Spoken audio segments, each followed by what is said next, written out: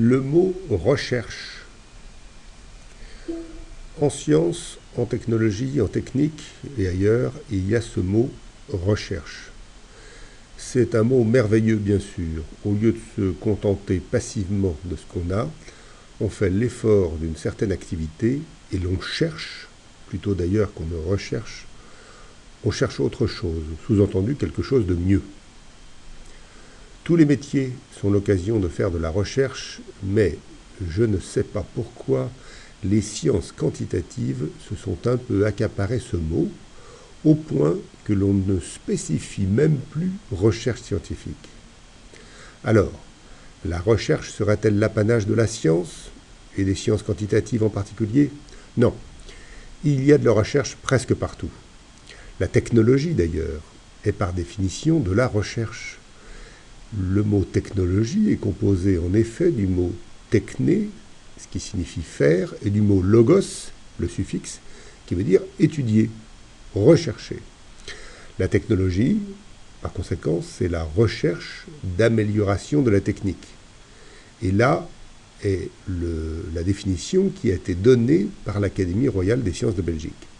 Autrement dit, quand les étudiants en sciences quantitatives et en technologie déclarent vouloir se diriger vers de la recherche, ça semble bien naturel.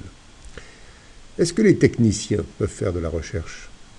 Si un technicien cherche à améliorer la technique, il fait de la technologie, de sorte que la technique semble être condamnée à être exclue du domaine de la recherche. Pourtant, les techniciens ont parfaitement le droit d'être intelligents, d'être actifs, de ne pas être des machines.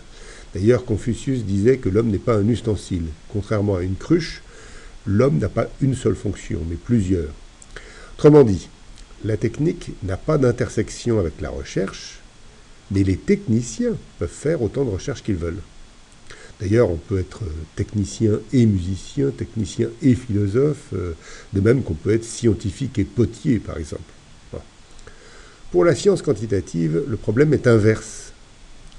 Et pour la technologie aussi d'ailleurs.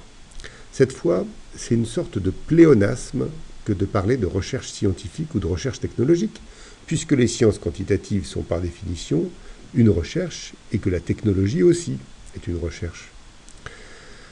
À ce sujet, à ce propos du mot pléonasme, il faut répéter qu'un pléonasme n'est pas une faute ni une erreur. Un pléonasme est une répétition voulue, contrairement au pléonasme fautif qui, lui, s'appelle périssologie. Par exemple, quand on dit « descendre en bas », si c'est une négligence, c'est une périssologie.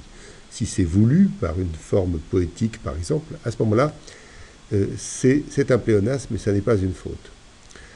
Bref, vive la recherche.